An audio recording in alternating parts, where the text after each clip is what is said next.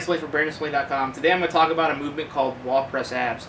These aren't a very common abdominal or core exercise that you see performed either in the gym or in powerlifting routines. I program them rather frequently for my clients because I think it has a good carryover to powerlifting, but it's also good for injury prevention, understanding how to brace, and it's actually a rather difficult movement. I think my favorite aspect of this movement is the fact that your low back actually kind of turns off, and it helps those hip flexors kind of relax at the same time. And again, like I said, it's specific towards powerlifting, and that's why I also like it. I picked this movement up from Will Fleming. However, it's also done by Mike Robertson and some other nationally known gyms. So if you're not doing this movement, I highly suggest you give it a look, add it into your training programs, figure out how it can benefit you and which modality that you're going to use, because there's different variations, fits your training progress better. I use it for personal training, powerlifting, average gym training enthusiasts. There's really not a program that I don't have this movement in at some point in some time. It does take some learning, and it does help to have the proper coaching cueing. So hopefully we can talk about that today, and you'll see how you can benefit from it. Okay, so to talk about this movement, you're going to have to be on the floor, and ideally you're going to have some kind of solid piece of equipment or wall to press into, hence wall press abs. Once you have that established, you can pretty much do these anywhere. You're just going to get on the ground, and your primary role in this movement is to keep your back from your tailbone to your head on the floor as flat as possible. We want zero arching, no way to actually get any gap from our tailbone to our head on the floor. Our hands are going to go against the object we're going to press against. The reason we're going to do that is as you apply a little bit of pressure, it's going to activate your lats. Again, your lats help with some spinal stabilization, keeping your rib cage in the proper position. Any kind of trunk bracing and breathing and bracing that you've ever learned about, the lats are still involved in that motion. So your hands are just going to go in a general comfortable position where it's up to you. Some people that have issues getting overhead, you're going to want to press a little higher. Those that have good shoulder mobility can actually have their arms slightly on the ground or pretty close to the ground. The starting position that I like first, it's just a 90-90 angle. So we're basically talking about a 90-degree angle with our hip and a 90-degree angle with our knee. Once we get into position, we're going to take our trunk and we're going to pull it towards the floor. I like to think about trying to pull your belly button towards your face. So that's going to take your hips and pull them here. And we're going to create that cylinder from our pelvis and our rib cage. So we're right here, and we're just going to hold that position. Okay, your trunk should be turned on incredibly hard, should be hard all the way around your obliques, your abs. You should feel your back pressed into the ground really hard. And as you can see, my hips are actually pulled towards my face, and we're just going to hold this position. Okay? What you'll commonly see when clients or athletes do this wrong is they'll be here. Okay, we lost all of our tension in our trunk musculature. We've got a gap underneath our back. Okay, this is where we're going to have some low back issues, and we're not actually benefiting from the exercise. So the difference here, once I activate my TVA and the rest of my abdominal musculature, when I pull that towards my face, bam, right there, everything is nice and turned on.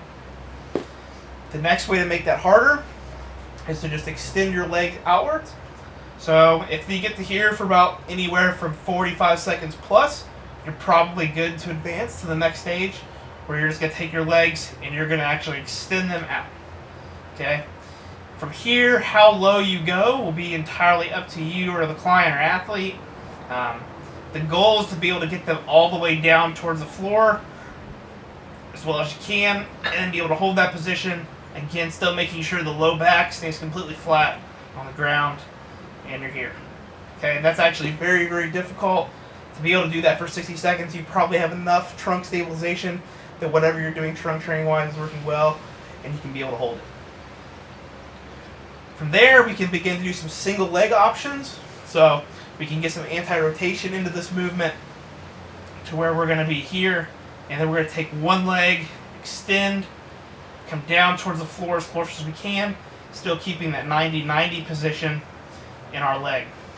Again, this leg is entirely straight, quad should be flexed, still pressing against the wall or object that you have.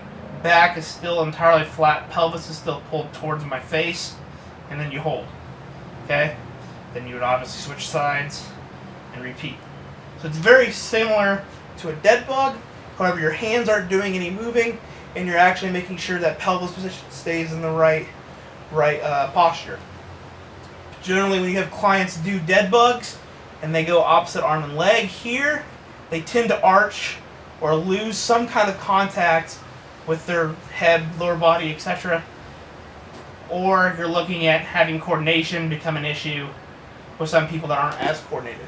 So this kind of dumbs it down for your client, or actually provides them another way to actually feel the movement that you feel in a dead bug. Once you got that down, basically your next option is what I call cycling. So you would be in your 90-90 position. You're going to go down out into that leg extended with one leg to 90-90, hold it for a brief second, return, opposite leg. So this is more of like your dead bug where you actually are moving, except now you have moving aspects where you're still trying to maintain that spinal bracing and still breathing uncontrollably. So this is actually very, very difficult.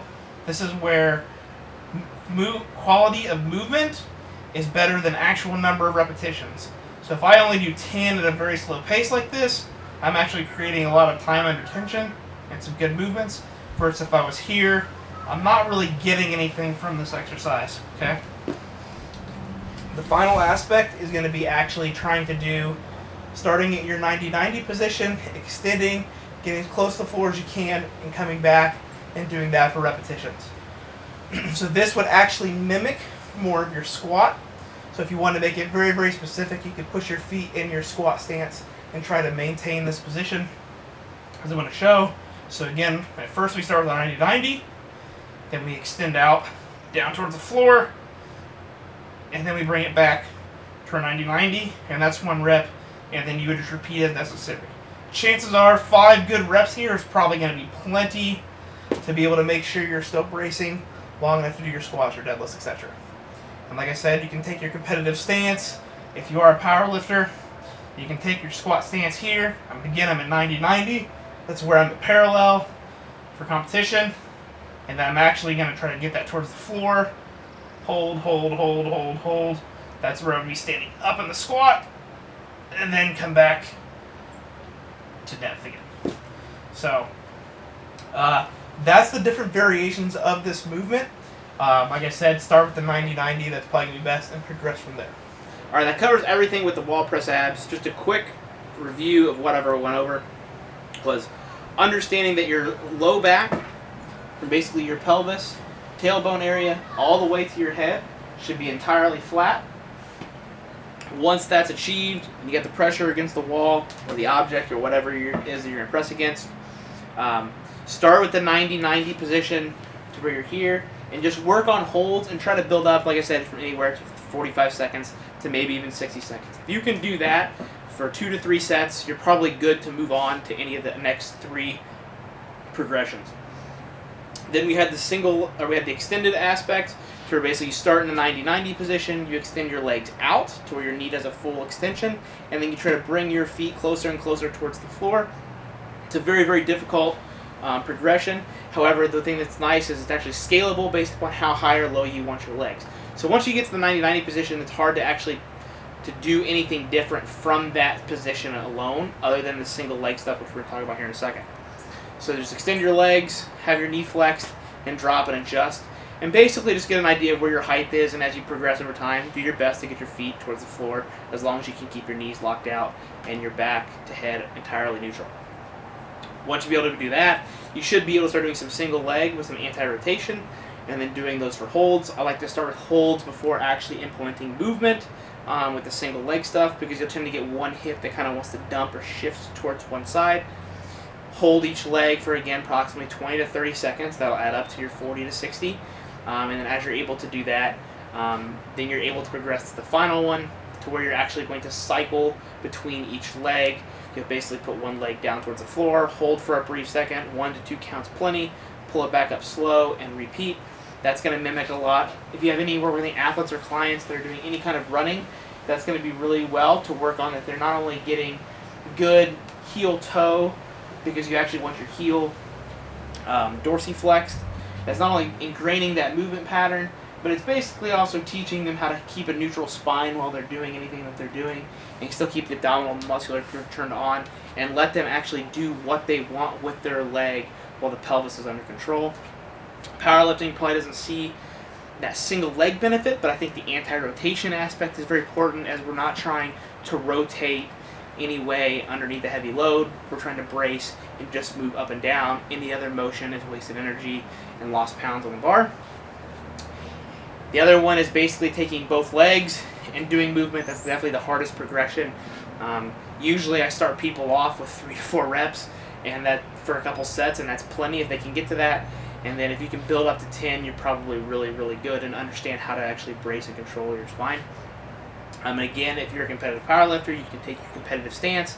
If you're working with general population, general athletes, general trainees, just the regular 90-90 position and coming down will be plenty to get you the training aspect that you're going to want. Of course, something I didn't discuss is that you can actually put weight or chains on your ankles to make it drastically more difficult. That's a very, very highly advanced aspect of this exercise and progression, but it comes to be obvious that you can add load to this exercise to make it more difficult. I would say that until you can get to the final progression standpoint of this exercise, there's really no reason to add chain. It might look cooler, but it's not going to give you anything more than any of the other progressions couldn't give you, unless if you just get to the point to where you're actually doing the repetitions and then you get to 10 and they're actually becoming easy. You could technically add some load, but I would just say slow your tempo down and you're still going to benefit from the exercise. As always, if you've got any questions, leave them in the comment section below. Hopefully this is a good exercise you can put to use for you, your clients, your athletes, or if you're a powerlifter, hopefully it helps put some pounds onto your squat or deadlift.